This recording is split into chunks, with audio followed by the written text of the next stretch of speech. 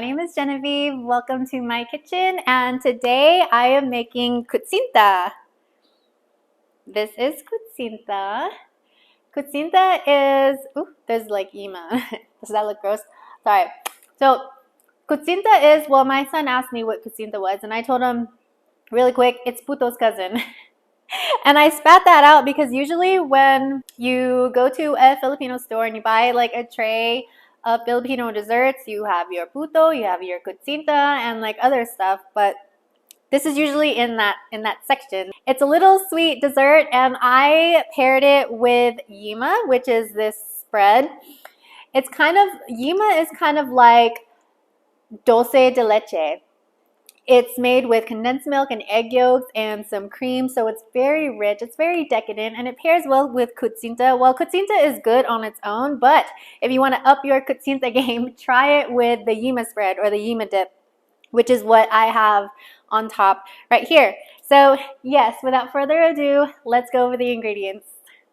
To make Kutsinta, you will need all-purpose flour, some glutinous rice flour, some brown sugar, some annatto powder or achuete powder, some lye water, and some regular water. If you don't have glutinous rice flour, you can substitute this with tapioca starch or tapioca flour. And I find like when you do that, your Cuchinta tastes really close to a boba, a brown sugar boba, which makes sense because we're using brown sugar and then you would be using the tapioca starch. For my annatto powder, I bought mine at an Asian grocery store, and it comes in a packet like this. It says ground annatto on there. Now for my lye water. So you can buy lye water in a bottle from like your Asian grocery stores, but I didn't have any on hand, so I made this myself, and I did that by combining water and baking soda. I let that come to a boil, so this right here is that solution when it has completely cooled down. Now I'm going to sift my flours, all-purpose flour, glutinous rice flour, add your brown sugar, mix, my water,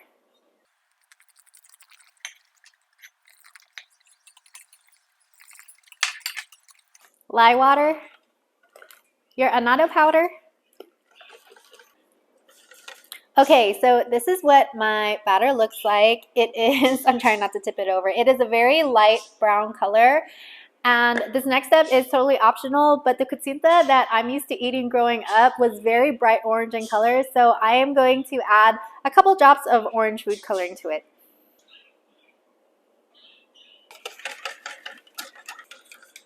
There we go, just like childhood. You're going to be steaming this on low, so get your steamer ready now. These are the molds that I'm going to use. They're considered a small size, and you can find these at your Asian grocery stores or Asian markets. And if you don't have access to that, I could put a link in the description box below where you can check it out online. There's no oil or anything in the batter, so to prevent it from sticking to this mold, I'm going to coat it with some oil. That should make it slide right out when it's done. The Kutsinta that I am trying to make is very flat and smooth on top. And the Kutsintas that I've made in the past where I messed up, it was wrinkled on top and there was like a hole in the middle, so it like caved down in the middle like that. And so I'm gonna talk about a couple of things to prevent that from happening. If you remember the ingredients, I used flour and some starches in the batter, so naturally it's going to settle down. So before you pour any batter into the mold, you want to freshly agitate it and mix it around, and then you pour. You really don't want your batter to sit in the molds once you've poured it. It would be ideal to steam it right away. You want to make sure that your steamer is ready to go on low so that once you pour your batter into your molds, you can just steam it right away. Hope that made sense. My Kutsinta is in here cooking on a gentle steam. I have my fire on the lowest setting. And one thing that I wanted to point out is that I put a cloth in between the lid and the steamer, and that's just so it could capture some of that steam, because as that steam rises, it's going to collect on top, and that water is going to drip down on your Kutsinta, preventing it from being nice and smooth and flat, which is what I'm trying to achieve. So this is just a little trick that I wanted to share. My Kutsinta is done steaming, and before I take it out of its mold, I want it to cool completely. So I'm just going to hang out a little until it's ready for me. Kutsinta is fully cooled, so let me show you how to take it out. You just take a toothpick and you pop it out. See, it comes out very easy. I'll do another one. See? Slides right out. I'm going to show you how to make a Yema topping or a Yema dip for the Kutsinta. You will need some brown sugar, some butter, some condensed milk, some egg yolk, and some nestle cream. This is actually, it comes in a can that looks like this, okay? Add your brown sugar. Add your butter.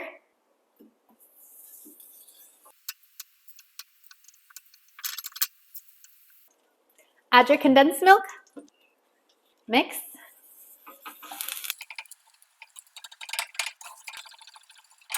Now I'm going to add my egg yolk.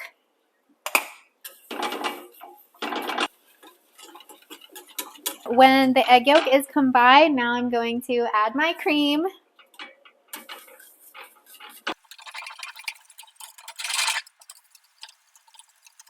All my ingredients are in, but I'm going to continue to whisk this until I achieve a very smooth consistency.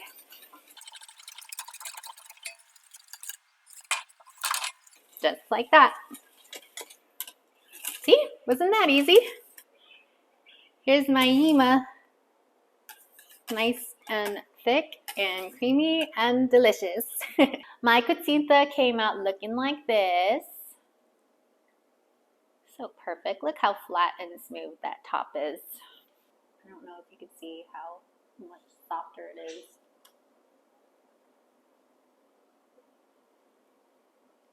On the middle. This is my bite. Cheers. Mmm.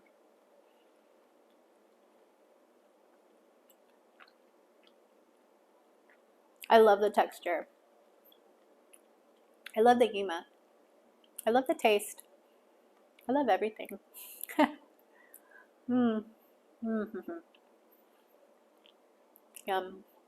If you have any questions at all about the Cuchinta or anything in general, you can go ahead and drop it in the comments section below. And if you haven't done so already, I encourage you to subscribe to my channel so that you don't miss out on all the other recipes that I want to share with you. Thanks for watching.